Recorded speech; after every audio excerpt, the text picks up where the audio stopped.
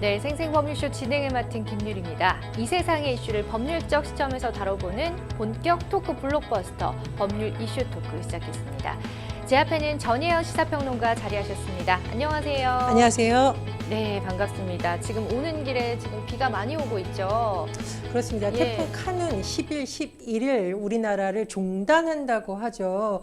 사실 일본은 이미 이 태풍으로 인해서 피해가 발생했거든요. 예. 우리나라도 지금 정부나 지자체가 열심히 준비하고 있다고 하는데 정말 이번에야말로 태풍 피해가 최소화됐으면 하는 바람입니다. 맞습니다. 오는 태풍을 뭐 막을 수는 없으니까 저희가 미리 좀 대비를 해야 될 것 같아요. 자, 지금 이 방송은 유튜브 통해서도 실시간으로 방송이 되고 있습니다. 많은 시청 부탁드리고요. 유튜브를 통한 소통 창구도 열어둘 테니까 방송 중에 뭐 하고 싶은 말씀이나 또 궁금한 사항 있으시면 댓글로 달아주시면 저희가 실시간으로 답변도 해드리도록 하겠습니다. 네, 그럼 법률 이슈 토크에서 나눠볼 이야기들 화면으로 미리 만나볼게요. 국방부 해병대 수사단 충돌 점입 가경, SPC 계열사 공장에서 또 사고, MG는 왜 탕후루에 열광하나. 네, 계속해서 요즘 이슈가 되고 있는 또 세 가지 주제를 뽑아봤는데요. 잠시 후에 얘기 나눠보도록 하겠습니다. 여러분은 지금 생생법률쇼를 시청하고 계십니다.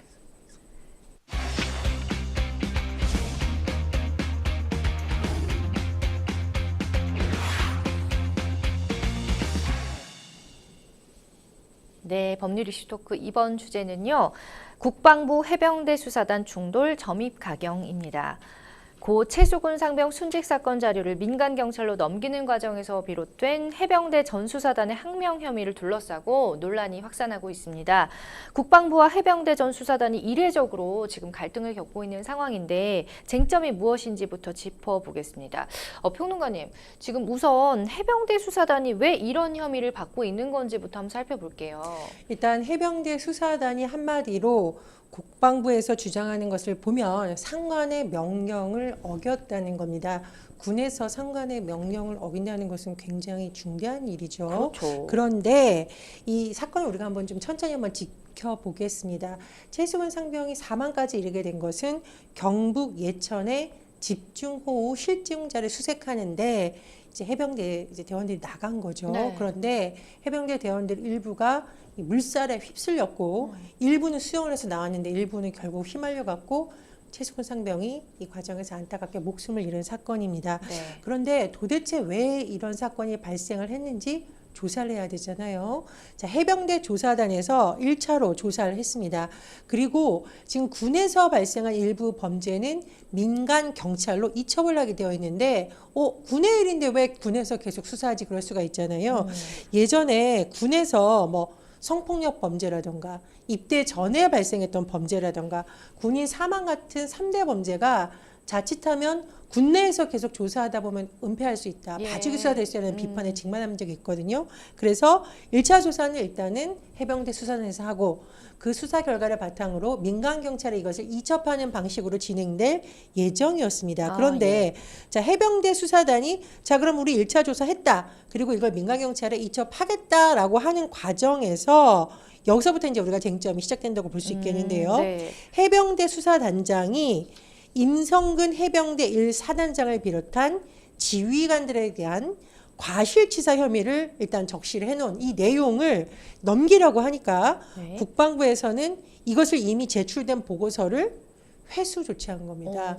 그러니까 당연히 이 수사단장은 이거 뭐냐, 나는 정말 정의 있게 정정당당하게 한 거고 뭔가 정상적인 명령 체계를 밟아서 민간경찰로 이첩을 한 거다라는 거고요. 네. 국방부의 주장은 뭐냐면은 이 조사 결과를 경북경찰청에 아직 넘기지 말라라는 지시를 했는데도 사건을 경찰로 이첩했으니까 항명이다라고 한 거죠. 예. 집단 항명 수괴 혐의로 입건을 했고 보직 해임까지 지금 이 수사단장에 대해서는 의결된 상태입니다. 그렇군요.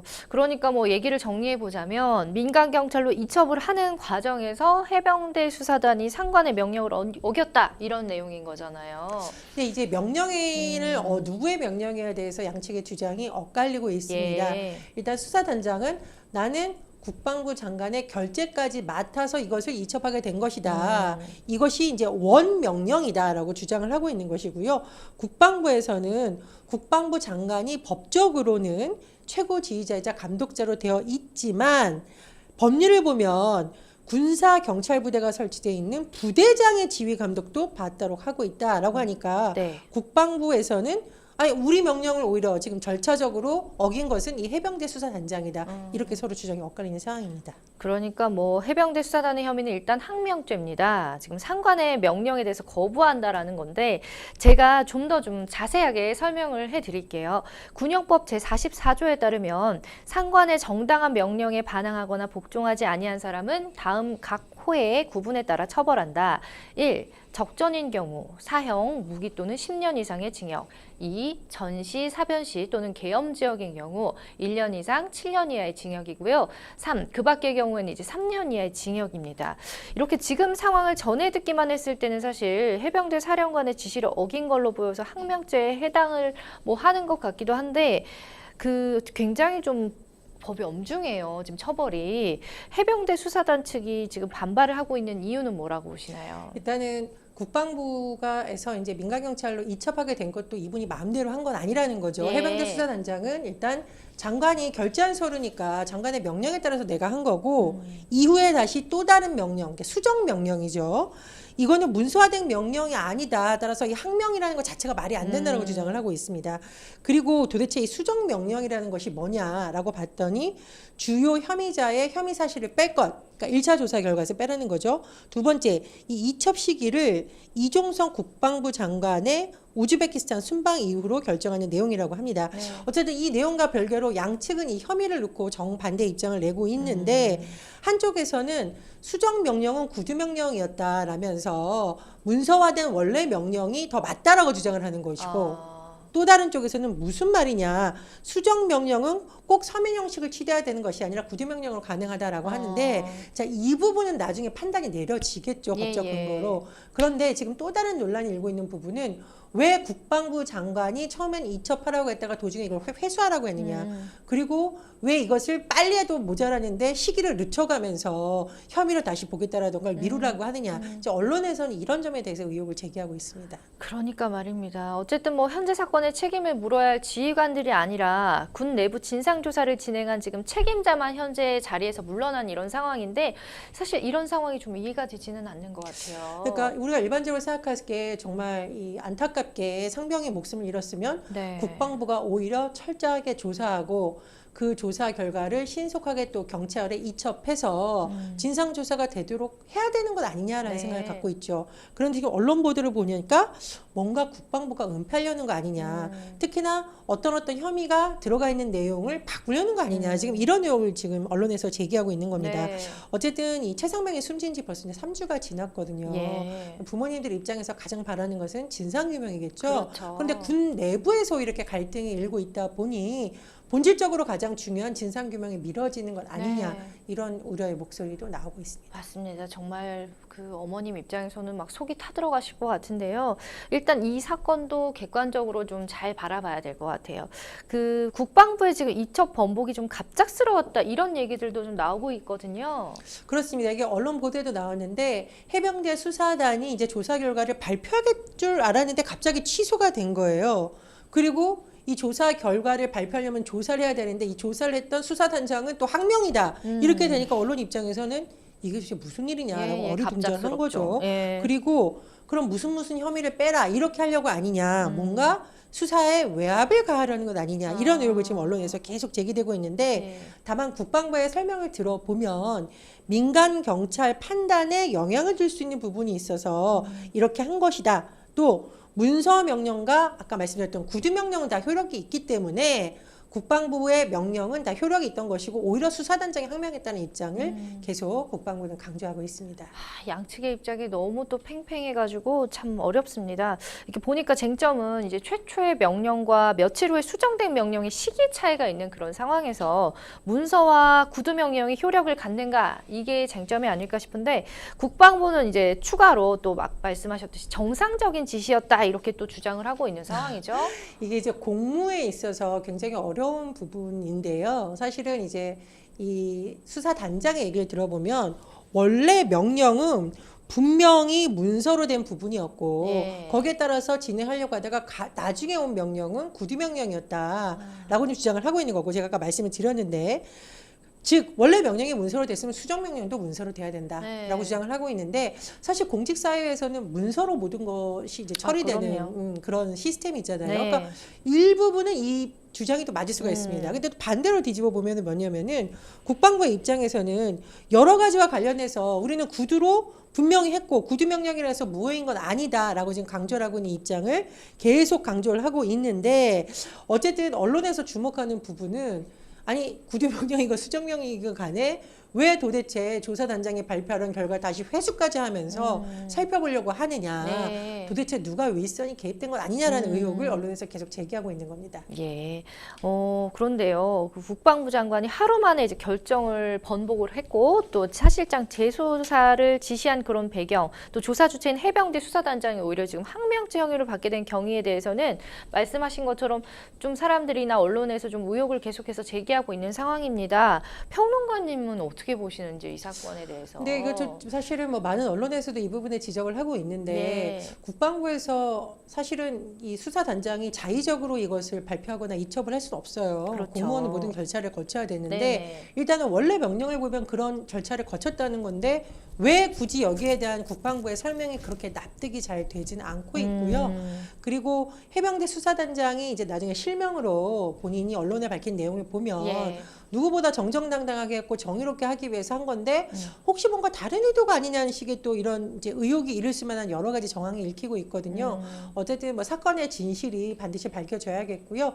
이거 정말 나라를 위해서 일하는 우리 청년들이 안타깝게 네. 목숨을 잃은 거잖아요. 그러니까요. 제가 추가로 말씀을 드리겠지만 또 왜 구명조끼 안 입었던 거 이거 굉장히 논란이 되고 있습니다. 그럼요. 그래서 아마 수사단에서 이런 것도 다 조사한 것으로 밝혀졌는데 안전존치 미비치로 제대로 안 해서 만약에 이상병이 목숨을 잃었다면 이건 정말 군에서 다시 한번 짚어봐야 될 문제인 거고요. 최승훈 상병의 아버님과 어머님이 그런 말 했다라고 해요. 아니 저 물속에 들어가서 수색하는 장병들에게 구명조끼 안 입힌 거 이거 살인 아니냐라고까지 예. 절규했다라고 하시죠. 너무나 당연한 거죠. 기본이었는데. 그렇습니다. 예. 그래서 이 문제가 양측의 어떤 진실 공방을 넘어서 본질적인 문제에 좀 집중될 수 있도록 여러 가지 조치가 필요했을 것으로 보이고요. 국회에서도 이제 이 부분을 주목하는 것으로 보입니다. 이게 군내 갈등의 문제가 아니라 본질적으로 제가 말씀드렸듯이 왜 이런 사건이 발생하고 어느 부분에 안전 미숙이 있었는지를 밝혀야 다음에 이런 일이 안 일어납니다. 그래서 그럼요. 그 부분에 좀 주목해야 될 것으로 보입니다. 그렇습니다. 자, 이런 가운데 보직 해임된 해병대 수사단장이 보고서 조작 지시를 받은 게 맞다 이렇게 밝혔거든요. 예. 그렇습니다. 제가 아까 말씀드렸듯이 이 지금 뭐 변호인도 처음에 입장을 밝혔는데 나중에 실명도 나왔거든요. 네.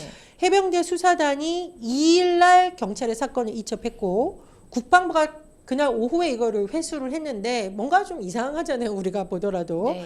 그랬더니 이 A 대령에게 즉 수사단장에게 사건 이첩 보류하라고 한 사람은 누구냐? 해병대 모 사령관과 국방부 법무관리관이다. 그리고 이 법무관리관이 수사단장하고 통화하면서 최종 보고서에서 죄명 빼, 혐의자 및 혐의사실 빼 이렇게 강조했다라고 수사단장의 변호인이 주장을 했습니다. 예, 예. 근데 이것이 이제 자칫하면 수사단의 특정 윗선이 전화해서 뭔가 수사 결과에 외압에 가려는 거 아니냐라는 의혹이 이 부분에서 제기되고 있는 거고요. 네. 그리고 이 해병대 수사단장 박정훈 대령이 아예 실명을 놓고 뭐라 그랬느냐. 예. 최상병 사망에 대해서는 아주 철저하게 하라고 사실상 이건 대통령의 명령이나 마찬가지고 아니 이건 당연히 해야 되는 예. 거죠. 군의 통수권자로. 나는 그 대통령의 지시를 적극 수용해서 한 것이고 또 수사 결과를 사단장 등 혐의자 8명의 업무상 과실을 확인했다 수사를 해보니까 그래서 이 경찰에 이첩하겠다는 내용도 해병대 사령관, 해군 참모 총장, 국방부 장관에게 직접 대면 보고했다 이렇게 변호인단을 통해서 강조를 하기도 했습니다. 그렇습니다. 자, 어쨌든 뭐 이런 논란 속에서도 계속해서 잊혀지지 않는 게 바로 무엇보다 군대에 보낸 아들을 허망하게 잃고 실신까지 했던 고 최수근 상병의 어머님의 모습이 아닌가 싶습니다. 연결식 이후에 편지로 국민과 정부가 보낸 추모의 뜻에 대해서 감사 인사를 전하기도 했는데 이렇게 순조롭게 좀 어느 정도 진행이 되는 것처럼 보였던 최상병 사망 사건 수사가 갑작스럽게 이렇게 항명 공방으로 이어지면서 유가족이 무엇보다 제일 지금 황당한 상황이 아닌가 싶어요.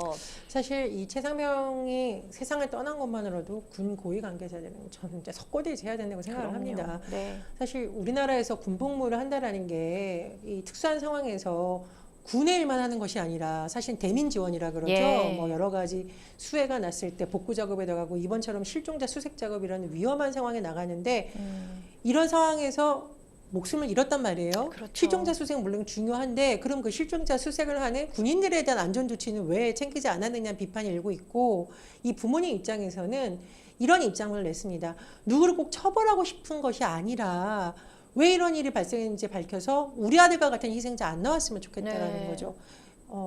아들, 딸 군대에 보낸 대다수 부모님의 마음이 저는 이럴 거라고 생각을 하고요. 제대로 진상규명이 돼야 재발방지 대책도 제대로 수립될 수 있다라는 이 부모님의 마음, 또 너무나 당연한 상식적인 이 말을 군에서도 들어야 되고요. 정부에서도 좀 들어야 될 것 같습니다. 그렇습니다.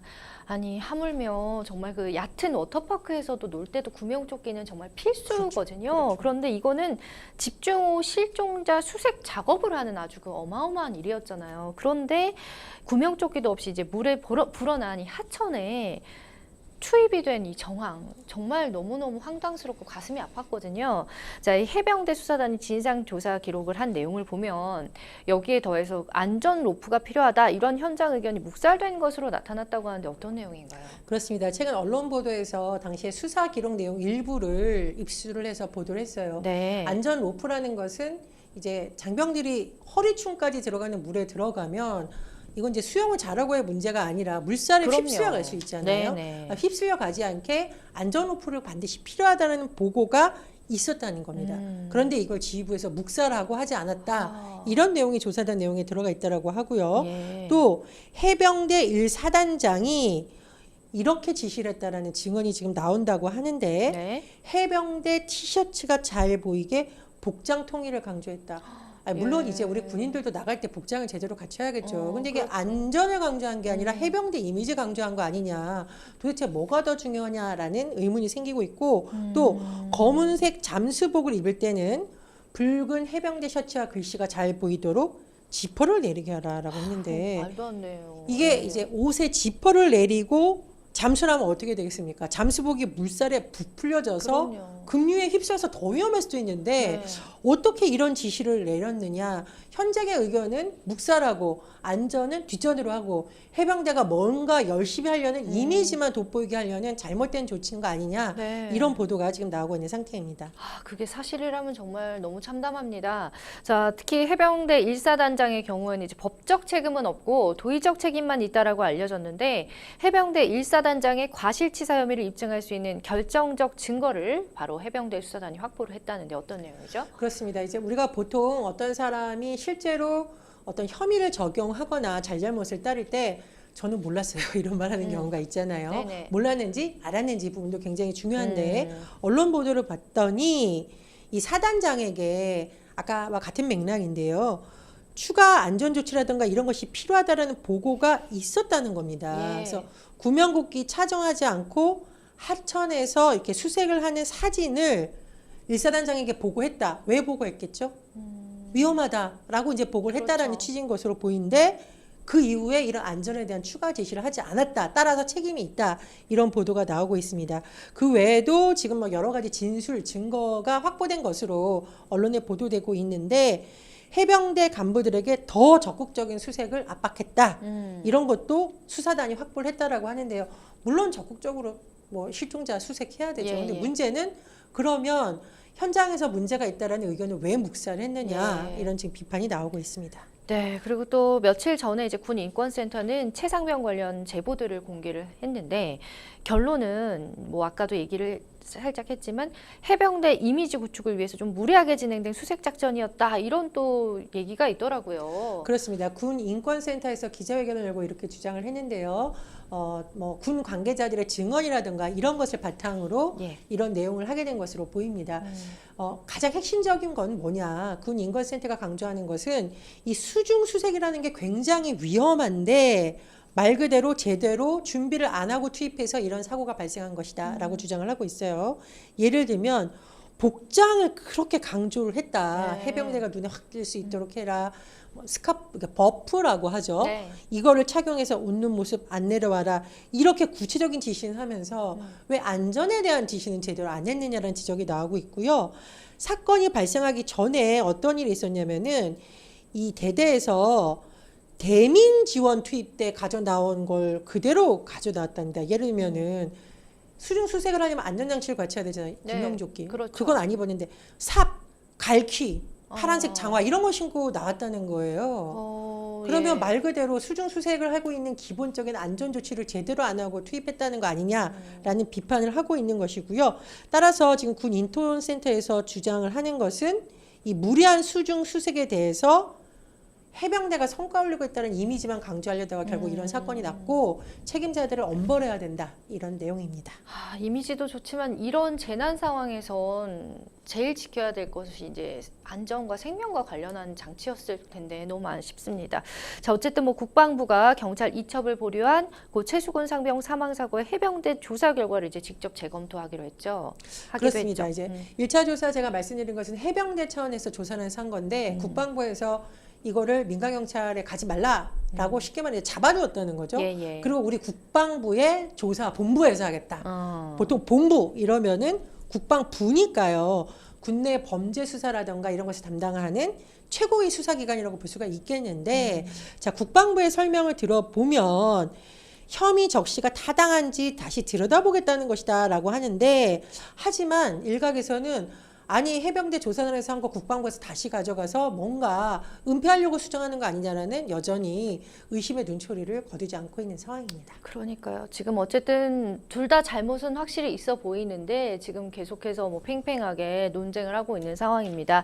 자, 뭐 얘기를 들어보니까 좀 익숙한 모습도 보여요. 사실 일련의 상황은 그간 군에서 발생한 사건들을 대하는 이 군의 모습과 뭐 별로 다르지 않다 이런 생각도 드는데 이렇게 자꾸 사건을 축소하고 지금 의혹을 키우고 있는 입장인 것 같습니다. 국민들이 이것들을 어떻게 볼지 이 상황을 참 안타까운데요. 일단 아들 딸들이 군대 가면 부모님 입장에서는 뭐 요즘에는 많이 규제가 풀렸다고 하지만 자유롭게 통화도 할 수가 없고 네. 그저 정말 몸 건강하게 있었다면 좋겠다라는 말씀들을 많이 하시거든요. 그럼요. 그런데 최소한의 안전 조치도 안 돼서 만약에 이 최상병이 사망했다면 정말 이번에는 우리가 이렇게 우리나라가 이제 또 징병제라는 특수한 제도를 갖고 있지 않습니까? 예. 정말 이런 거를 국가가 청년들에게 일방적으로 강요할 수 있는지를 생각해 보게 되는 부분이거든요.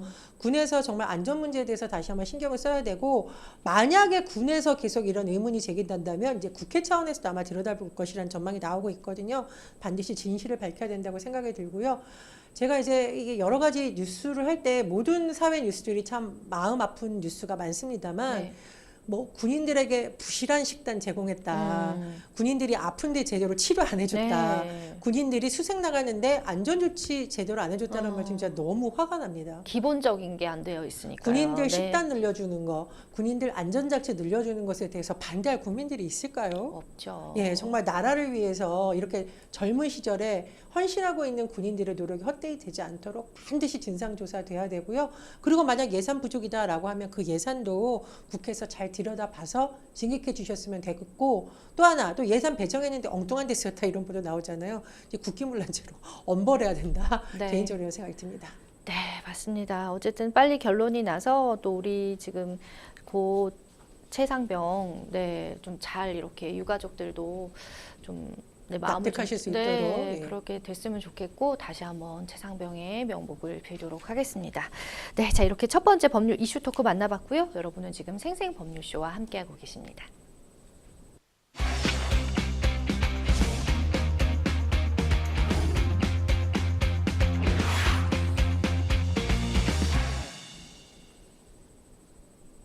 네, 법률 이슈 토크 이번에는 SPC 계열사 공장서 또 사고와 관련한 이야기를 나눠보겠습니다. 아, 정말 그제였죠. SPC 계열사 잭방 공장에서 이번에는 50대 여성 노동자가 기계에 몸이 껴서 아주 크게 다치는 사고가 발생을 했습니다. 제가 요즘 앵그리 평론가가 앵그리 요즘 화가 나려고 합니다. 화가 평론가님뿐만 나려고요. 아니라 요즘 모든 사람들이 화가 굉장히 많아요. 왜? 예. 왜? 아니 막을 수 있는 상황을 왜 자꾸 이렇게 방치하냐는 점에서 정말 속상하고 화가 나는 뉴스인데 네. 또 났습니다. 또 SPC 계열사 제빵 공장에서 50대 여성 노동자가 기계에 끼인 사고가 발생을 했습니다. 지난 8일 발생을 했는데요. 신정지 상태로 병원에 옮겨져서 아이고, 의식을 회복했는데 지금 수술을 받은 것으로 조사가 되고 있습니다. 왜 이런 사고가 일어났는지 경찰에서도 지금 조사를 하고 있고요. 노동당국도 감독관을 파견했다고 합니다. 다행히 뭐 지금 호흡과 외박이 돌아와서 중환자실에서 회복 중이시라고 하는데 정말 잘 회복이 되셨으면 하는 게 가장 큰 바람이고요. 이런 공장의 경우에 이제 안전사고 방지를 위해서 2인 1조 근무가 원칙으로 알고 있습니다. 사고 당시에 이런 수칙이 지켜졌나요? 일단은 2인 1조로 작업은 된 것으로 경찰 조사 결과 드러났다고 네. 지금 전해지고 있는데요. 공장이나 이런 곳에 2인 1조가 중요한 것은 만에 하나 누가 뭐 예를 들면 이제 손가락이 기계에 끼었다라고 하면 이거 즉시 예. 가동을 멈추거나 예. 즉시 조치를 취해야 되잖아요. 그렇죠. 그런데 부상에 당한 당사자는 할 수 없기 때문에 반드시 2인 1조를 하게 되어 있는데 과거의 사고들을 보면 2인 1조가 아닌 경우 굉장히 많았어요. 그래서 부상으로 끝날 수 있는 사고가 정말 끔찍한 사망으로 이어지는 결과도 많았거든요. 근데 일단은 2인 1조는 됐었다고 하고요. 이 사고를 당한 여성이 기계 아래쪽에서 반죽을 이렇게 다른 통에 쏟아내는 일을 하고 있었는데 옆에 있던 동료가 제대로 못 보고 동작 버튼을 눌러서 사고가 아이고. 났다라고 합니다. 예. 어쨌든 지금 시민사회단체나 전문가들은 이걸 이제 동료의 문제로만 몰아가서는 안 된다라는 거죠. 왜 이런 일이 일어나는지 근본적인 시스템을 봐야 된다라고 하고 있고요. 또 이제 고용노동부에서는 중대재해처벌법과 관련해서 검토를 하고 있는데 이 사고가 난 성남 샤니 공장이 상시 노동자가 50명 이상입니다. 따라서 중대재해처벌법 적용 대상이기도 합니다. 아, 그렇군요. 어쨌든 뭐 사고가 난 직후에 SPC 측에서는 빠른 사과를 하고 수습에 들어갔죠. SPC가 이제 이번에 과거에 이제 설레 때문인지 어쨌든 공장 가동 멈추고 빨리 수습에 나섰는데 일단 생산 라인 바로 중단했다, 가동을 중단했다고 설명을 했고요. 또 경찰 조사에도 성실하게 임하겠다라고 밝혔는데 네. 글쎄요, 저는 이제 사고가 난 후에 빠르게 사과하는 건 안 하는 것보다는 그래도 해야겠지만 이런 사고가 왜 자꾸 나는지 이 비판이 지금 굉장히 만만치 않거든요. 네. 또 예전에도 이런 일이 있어서 난리 났던 일이 있죠. 아, 그러니까요. 다시는 좀 이런 일이 일어나지 않았으면 하는 바람입니다. 아니 사실 얼마 안 됐잖아요. 그 지난해 10월에도 SPC 이제 다른 계열사인 SPL 평택 공장에서 23살 여성 노동자가 이제 상반신이 기계에 끼어서 숨지는 정말 안타까운 사건이 있었는데 회사가 이때는 또 참변 다음 날에도 공장 가동을 이어가면서 국민적 공분이 이제 불매 운동까지 이어지는 그런 사례가 있었습니다. 결국에는 이제 허영인 SPC 회장이 대국민 사과에 나섰었죠, 이때도. 이때 왜 국민적인 공분이 더 심해졌냐면요. 20대 근로자가 이제 기계에 상반신이 껴서 예. 사망을 했는데 네. 그 이후에도 공장을 계속 가동을 그러니까 하고 말이에요. 그 현장에 있었던 노동자들이 최소한의 어떤 정신적 휴유증을 극복할 음. 시간도 제대로 주지 않고 사고가 났던 현장에 대해서도 천으로만 가려놓고 이거 정말 너무 비인간적이다라는 비판이 막 번지고 결국은 네. 불매운동까지 이게 번졌습니다. 예. 그래서 허영희 회장이 기자회견을 열어서 대국민 사과를 열었는데 일단 재발 방지를 약속을 했고요. 또 이후에 여러 가지 안전사고 발생하지 않도록 많은 돈을 투입을 해서 여러 가지 시설도 교체하겠다라고 했는데 이번에 또 이런 사고가 나서 네. 참 약속이 무색하다 이런 지적도 나옵니다. 그러니까 말입니다. 뭐 이후에도 계속해서 사고들이 지금 또 이어지는 그런 상황입니다. 이 한두 개가 아니네요, 보니까 여유가 관련해서. 아니, 오죽하면 언론에서 이거를 표로 만들어 놨더라고요. 아. 보니까 네. SPL 공장에서 지난 4월에 40대 노동자가 2도 화상을 입었고요. 또 있었습니다. 바로 다음 달 5월에 여성 노동자가 기계 체인에 팔을 크게 다쳤습니다. 아. 이 정도면 한 달에 한 번 사고 그러니까, 나나? 라는 너무 비판 나올 심한데요? 만하겠죠. 네. 또 6월에도 실제로 사고가 났어요. 30대 남성 노동자가 기계를 고치다가 손가락이 부러졌습니다. 그리고 이제 이번에 50대 여성 노동자 사고 난 경기도 성남의 샤니 빵 공장도 네. 지난해 10월에 그렇게 대형 사고가 났잖아요. 예, 예. 그런데 얼마 되지 않아서 노동자의 손가락이 기계에 껴서 절단되는 사고가 발생을 했고 네. 지난달에도 50대 노동자의 손가락이 또 기계에 끼어 골절됐습니다. 잘 보시면 비슷한 유형의 사고가 계속 나오고 있잖아요. 그러네요. 기계에 끼어서 골절되는 사고, 그리고 한 달 간격으로 이런 사고 나는 거 아니냐라는 비판이 제기되고 있다 보니 이거 노동자들이 안전수칙 안 지켰어요. 옆에 있는 동료가 잘 안 봤어요. 이런 문제가 아니라는 거죠. 네. 보다 근본적으로 왜 이런 일이 일어났는지 정말 제대로 좀 조사를 해야 된다. 네. 이런 목소리가 정치권에서도 나오고 있습니다. 그러니까 보통 그런 큰 사고가 나고 나면 한동안은 좀 이렇게 주의를 기울이기 때문에 이런 일이 잘 없는데 그 이후로도 끊임없이 사고가 있었다는 건 다시 한번 좀 들여다봐야 될 부분이 있어 보입니다. 어쨌든 뭐 끊임없이 계속되면서 SPC 안전관리 강화 약속이 이제 빈말이 아니냐, 못 믿겠다 이런 비판이 제기가 되고 있는데 평론가님께서도 이 부분 어느 정도 공감하시나요? 그럼요. 허영희 회장이 직접 나서서 3년 동안 1,000억 투입하겠다, 안전장치 강화하겠다, 작업 환경 개선하는데 160억 투자하겠다. 물론 이제 과감하게 투자해서 똑같은 사고가 발생하지 않도록 당연히 해야 되죠. 근데 문제는 왜 그런 약속을 했는데도 이후에 계속 이런 일이 발생을 하냐라는 부분입니다. 안전 경영에 대해서 정말 다시 한번 우리가 생각을 해봐야 되는 거고요. 일각에서 그런 지적이 나오거든요. 내 가족이 내가 가서 이런 일을 하고 있는데 계속 사고 난다면 어떻게 하겠느냐라는 말이 네. 나오고 있거든요. 그래서 어떤 노동자의 산재에 대한 회사 차원의 인식을 완전히 바꿔야 되고 더 이상 사고 나면 사과하고 이런 거 하지 말고 네. 제대로 된 조치를 해야 된다라는 또 주장이 힘을 얻고 있고요. 저도 사실 그런 부분에서 많이 공감을 합니다. 그렇죠. 어쨌든 뭐 공장에서는 안전사고 위험이 확실히 높잖아요. 특히 조업 중에 이제 위험 상황이 감지가 되면 기계 작동 자체가 멈추는 그런 방제 장치만 있었어도 이런 큰 부상을 면하지 않았을까라는 좀 안타까움도 있습니다. 그렇습니다. 이제 기계로 이제 일을 하는 과정에서 지금 노동자들이 계속 다치고 있잖아요. 네. 기계에 뭐 손가락이 낀다거나 상반신이 껴서 사망한다거나 골절되거나 이런 사고가 있으니까 안전관리자를 좀 추가로 배치하자 이런 노력도 있어야 되는 거고 2인 1조는 당연히 해야 되고요. 그런데 방제장치 보다 근본적으로 기계에 의한 사고가 발생하지 않도록 뭐 멈추거나 즉시 이런 걸 아예 시스템적으로 좀 보강을 해야 된다라는 목소리가 나오고 있는 거고요. 네. 또 인원을 추가 배치할 때 특히 이제 야간의 경우에 사고가 날 위험이 더 높다라고 하거든요. 그래서 그런 부분에 더 신경을 써서 전반적으로 개선을 해야 된다. 이런 지적을 또 전문가들이 하고 있습니다. 그러니까요. 더 이상 이제 이런 소식들이 안 들렸으면 좋겠는데요. 이번 사고를 두고 정치권에서도 이제 얘기가 나오고 있습니다. 노동부 장관을 역임한 김영주 국회 부의장은 이번 사고에 대해서 근로감독과 수사를 촉구했다고 하죠.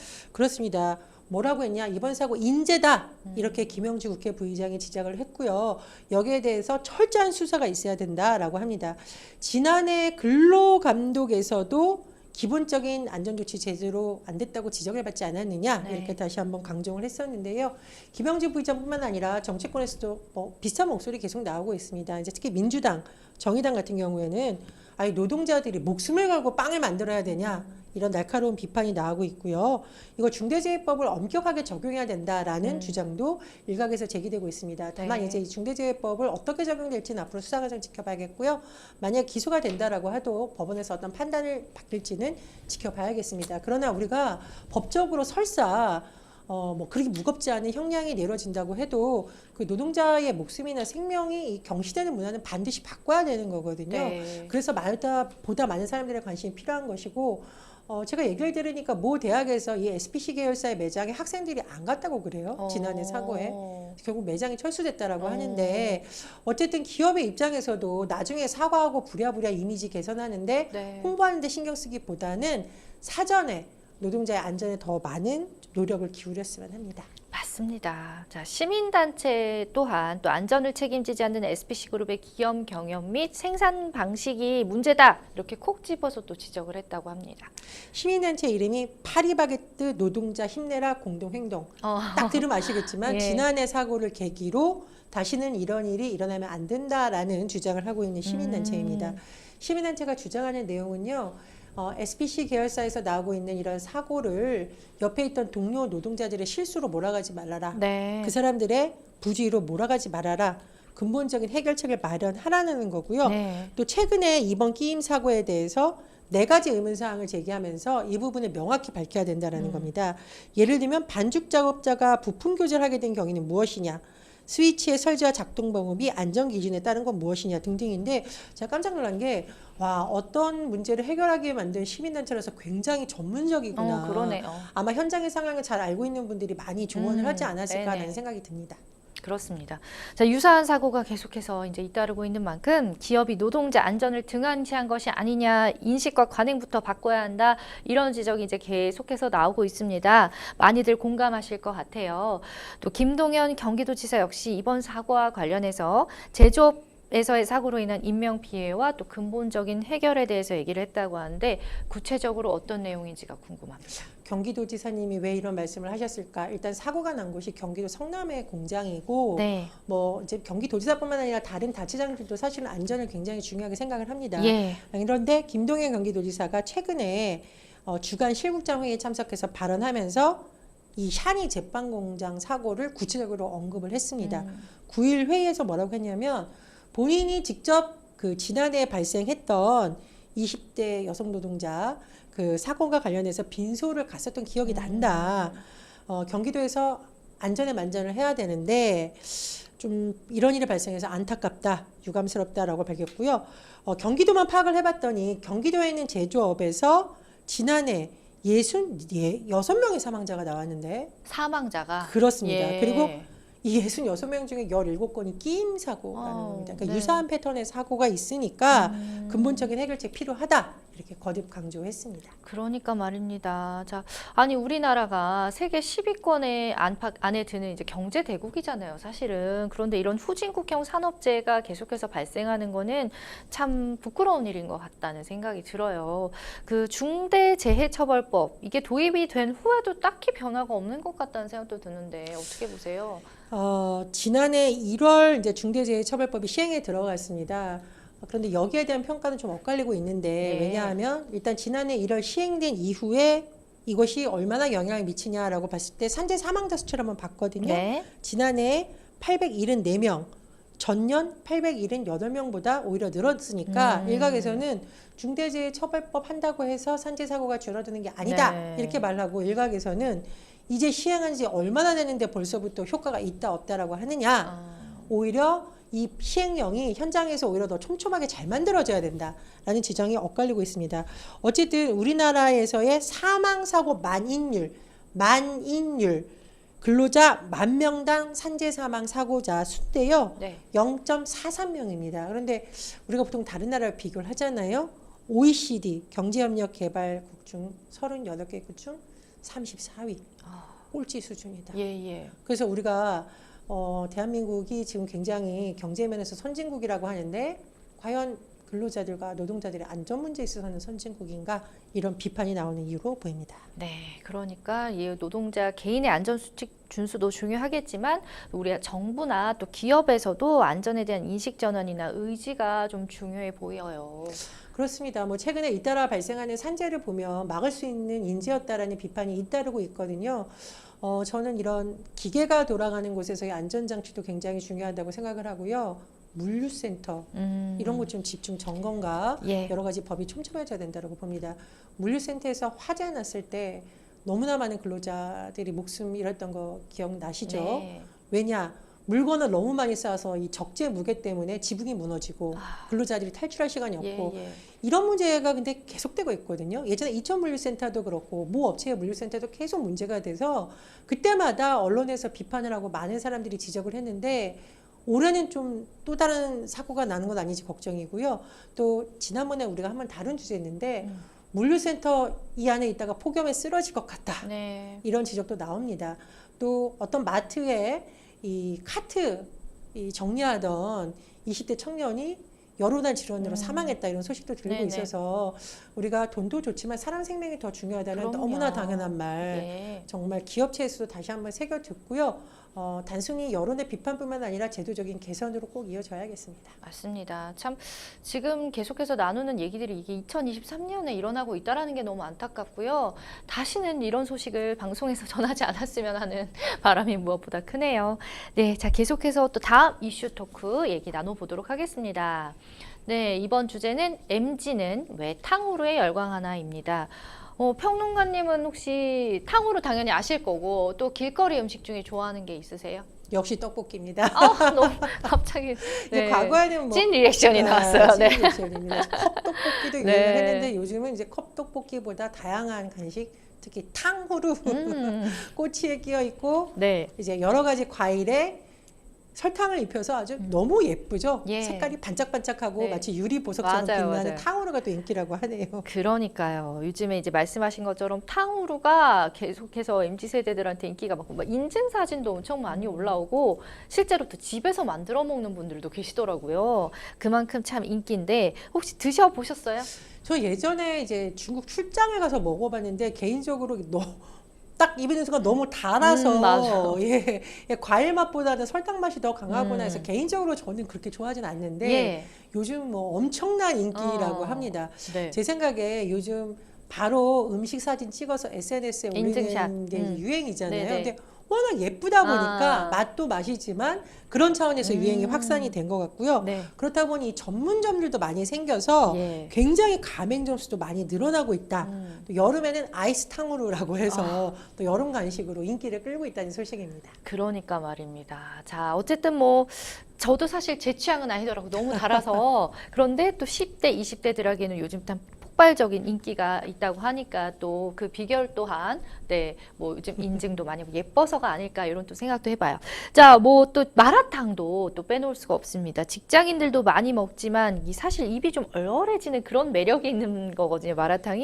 마라탕을 먹고 나서 이제 또 탕후루를 먹는 게 또 코스래요. 요즘에는. 예. 맵단. 어. 매운 거 먹고 단 거 먹고 스트레스 확 풀린다라는 네. 건데 사실 이제 마라탕 음. 우리가 왜 누구에 대해서 이제 굉장히 센 발언 나오면 마라 맛 마라 이렇게 맛. 하죠. 입안이 얼얼할 정도로 매운데 네. 이게 또 중독성이 있다 이런 평가가 있죠. 마라탕 먹고 나서 입이 얼얼한데 거기다 단 탕후루 먹으면 더 달고 맛있다. 뭐 이렇기 때문에 유행이라고 하고요. 또 왜 요즘 ASMR이라고 해서 네. 소리만 나오는 그러니까 영상도 있지만 다른 말 안 하고 소리만 네. 나오는 게 있는데 이 탕후루가 설탕을 묻힌 거 보니까 소리가 또 파삭파삭 나니까 이런 게 유행에 또 영향을 미쳤다라고 하는데 예. 어쨌든 뭐 마라탕 먹방을 유튜버들이 선보이는 거 저도 한번 봤거든요. 먹고 싶더라고요. 미국에 가서 먹었는데 네. 맛있더라고요. 어. 제 생각에는 이 매운맛이 또 잘 우리나라 한국식으로 변형이 돼서 예. 인기를 끌고 있는 것으로 보입니다. 그러니까 또 중독적이기도 하고 어쨌든 뭐 지금 디저트 탕후루가 최근 들어서 더욱더 인기를 끌고 있는 가운데 탕후루 매장에 근무자를 모집하는 글이 올라왔어요. 근데 급여를 둘러싸고 누리꾼의 갑론의박이 이어졌다고 합니다. 아니 어떤 부분 때문에 논쟁이 된 거예요? 아, 회사 그만두고 저기 가고 싶다라는. 오. 왜냐하면은 강남에 있는 한 프랜차이즈 전문점에서 구인 공고를 냈는데 네. 오전 11시부터 오후 12시까지 하루 총 12시간 주 6일 일해야 되는데 월급이 375만 원이라고 합니다. 그래서 아 가고 싶다라는 의견도 있는데 또 일각에서는 세상에 12시간 어떻게 일해 이런 또 비판적인 의견도 나온다고 하는데요. 네. 어쨌든 뭐 이런 게 화제가 될 정도인 거 보면은 탕후루 전문점도 많이 생겨나고 와. 유행이다 이런 걸 엿볼 수 있는 대목입니다. 아니 요즘 같은 때 300만 원이 훌쩍 넘는 후반대 월급 되게 대단한데요. 자, 어쨌든 페이를 많이 준다는 건 또 그만큼 힘들다는 뜻이 되지도 않을까 싶은데, 사실 뭐, 네, 탕후루가 인기를 끌면서 백화점에서도 이제 탕후루를 선보이고 있기 때문에 더 이상 이제 길거리 음식이 아니에요. 아, 그렇죠. 이제 모 예. 백화점에서 아주 야심차게 인기 스낵을 선보인다라고 하면서 탕후루를 했는데 네. 저는 이게 근데 무설탕 사탕후루 이게 가능한지 좀 모르겠지만 이런 것도 있다라고 하고요. 또 홍콩 가면 뭐 무슨 어디 무슨 유명한 빵집 이런 거 있어요. 그런 것도 선보인다고 하는데 어쨌든 뭐 딸기 탕후루 그다음에 무슨 쿠키 뭐 무슨 라즈베리 상품 네. 이런 것들을 상당수 많이 모아서 예. 제가 보기엔 이제 하나만이 아니라 여러 개를 먹다 보면 굉장히 이색적인 아. 하나의 먹거리가 되니까 네. 그런 마케팅을 쓴 것으로 보입니다. 그러니까 요즘에는 이제 역 마케팅이 또 인기인 것 같습니다. 어쨌든 이제 탕후루 지금 가격을 보면은 한 꼬치에 보통 3,000원에서 5,000원 사이고 더 비싼 것들도 많대요. 6,000원 넘어가는 것들도.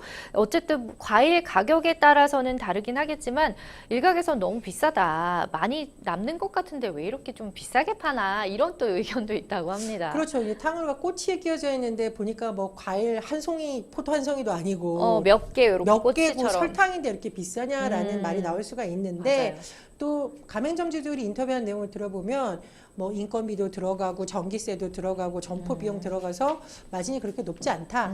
그리고 이제 과일 가격이 장마나 이런 데 폭등하잖아요. 그렇기 때문에 오히려 어떤 제품은 너무 싼 게 아니냐라고 아. 금주들은 보고 있고, 예를 들면 딸기 같은 거 유통기간이 짧잖아요. 이런 것도 이렇게 마진이 높지 않다라고 하고요. 또 실제적으로 가장 큰 요인 중에 하나가 설탕 가격이라고 하는데 설탕 가격이 올랐기 때문에 사실상 뭐 그렇게 많이 남지 않는다, 이런 의견도 나오고 있습니다. 그러니까 뭐 사실은 뭐 요즘 물가로 따지면은 뭐 이해도 갑니다. 그런데 우리 부모님들 요즘은 아이들도 막 탕후루 하더라고요. 근데 막상 또 아이가 사달라고 하면 건강에 혹시나 안 좋진 않을까 싶기도 하고, 또 요즘 탕후루가 이제 유리 조각처럼 약간 뾰족해서 목에 잘못하면 걸려서 상처가 날 수도 있다고 해요. 요즘 뭐 다들 신경 써서 만드시겠지만, 그래서 약간 위험하지 않을까, 몸에 안 좋지 않을까 이런 생각도 좀 들기도 하거든요. 뭐 그렇죠. 먹고 양치를 바로 하면 괜찮겠지만 아무래도 이게 설탕을 녹였다가 굳힌 거니까 네. 좀 달라붙죠. 네. 그래서 아이들 같은 경우에는 이게 어금니 같은 데 달라붙어 있다가 충치를 유발할 위험성이 있다. 네. 이런 지적도 나오고 있고요. 또 사실 이게 설탕이잖아요. 네. 과일도 과당이 있는데 거기다 네. 설탕을 입혔으면 얼마나 당이 높겠느냐. 좀 주의해야 된다. 또 뭐 치아나 턱 같은 데 좀 영향을 미칠 수 있으니까 주의해서 먹어야 된다라는 네. 또 전문가들 의견도 나옵니다. 그러니까요. 이게 탕후루라는 게 이름에서도 그 냄새가 느껴지지만 어쨌든 그 우리나라 음식은 아니잖아요. 이게 1000년 전에 송나라 때 간식이라고 합니다. 그런데 요즘에 이제 MZ세대가 이렇게 좋아하니까 그 유행이 계속해서 돌고 도는 게 아닌가라는 생각도 드는데, 얼마 전까지만 해도 또 할메니얼이란 또 단어가 유행을 해가지고 약과나 양갱 같은 이런 어르신들이 주로 좋아하시던 것들이 아이들에게 인기이기도 하더라고요. 예. 할메니얼이 할머니들의 밀레니얼 트렌드라고 해서 옛날에 네네. 그거 할머니나 먹는 간식 아니야 했던 것이 인기를 끌고 있다는데, 네. 저도 실제로 보니까 주변에 약과를 드시는 분들이 의외로 많더라고요. 40개, 50개 아예 한 박스를 주문해서 네. 출근할 때 먹으면 달달하니 기분 좋다, 이런 후기가 있던데 그런 것도 있고요. 또 약과가 인기다 보니 약과 버터, 약과 버터 스틱 이런 것도 나오고 있다고 합니다. 그러게 말입니다. 계속해서 이제 그 약과를 가지고도 뭐 빙수도 만들고, 요즘에는 막 프랑스 그런 과자 있잖아요. 휘낭시에랑도 또 같이 접목해서 만들기도 하고, 아무튼 요즘 참 머리들이 좋으세요. 네. 어쨌든 간식은 유행을 합니다. 뭐 허니버터 과자라든지, 또 대만의 또 카스테라도 굉장히 또 이슈가 있었던 적이 있고요.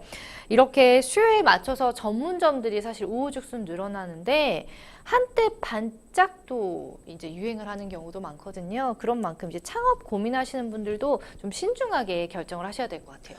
이거 신촌에 가보면 딱 티가 납니다. 얼마 전에 몇 년 전에 또 생과일 주스 열풍이 불어서 생과일 주스 전문점 생겼다가 예. 요즘 또 탕후루 전문점 생겼다가 한때 옛날에 무슨 대왕 카스테라라고 해서 또 열풍이 맞아요. 생겼는데, 예. 창업하신 분들 입장에서는 이게 유행의 주기가 있기 때문에 잘 보셔야 될 것 같고요.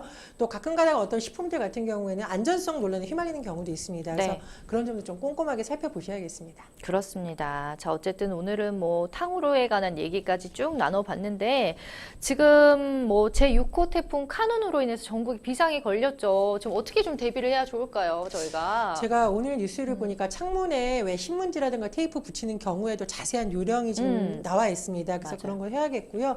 또 사실은 이렇게 외출을 사실 자제를 하라고 많이 하는 이유가 아무리 조심해도 미끄러서 넘어지는 경우도 있거든요. 그런 부분 해야겠고, 또 정부에서도 좀 철저하게 정비를 해주셨으면 합니다. 네, 제가 또 최근에 안 게 그 창문 X자로 붙이는 거 있잖아요. 이게 아니라고 아니래요. 하죠? 네, 네. 저는 진짜 그렇게 알고 있었는데, 이렇게 가해를 꼭 이렇게 붙이셔야 된다. X자로 붙이는 거 소용이 없다라는 것도 꼭 참고를 하셨으면 좋겠습니다. 어쨌든 뭐 계속해서 정부나 또 언론에서도 계속 매스컴을 통해서도 안전에 대해서 계속 유의를 하라고는 하지만, 정말 우리들도 알아보고 미리 좀 대비를 해서 더 이상 태풍의 피해가 없도록 잘 하셨으면 좋겠어요. 자, 생생법률쇼 어느덧 마칠 시간이 됐는데요. 오늘은 전혜연 평론가님과 함께했습니다. 고맙습니다. 감사합니다. 네, 자, 지금 뭐 계속해서 지금 태풍 소식이 전해지고 있고, 지금 이쪽으로 이제 서울 쪽으로는 오후 9시 이후에 또 온다고 그런 얘기를 하는데요. 방송 통해서 이제 실시간으로 기상 상황을 확인하면서 각 지역에 대비를 잘 하셨으면 좋겠습니다. 네, 저희는 방송이 끝나더라도 계속해서 상담 접수 받도록 하겠습니다. 방송 중에 궁금한 내용 있으신 분들은 이제 실시간으로 댓글 남겨주셨죠? 또 전화로도 저희가 홈페이지로도 이메일로도 접수를 받고 있으니까 법률적으로 좀 혼자 고민하지 마시고 좀 해결을 받고 싶다 하시는 분들은 저희 무료 상담 변호사님들께서 도와주실 거예요. 언제든지 참여해 주시면 되겠습니다. 네, 그럼 저희는 오늘 준비한 내용 여기까지고 여기서 인사를 드려야 될 것 같아요. 여러분 비 피해 없으시도록 하시고요. 시청해 주셔서 고맙습니다. 차라리 듣지 못한 편이 내겐 좋을 거야. 타이밍 please don't take. 차라리 보지 못한 편이 내겐 좋을 거야.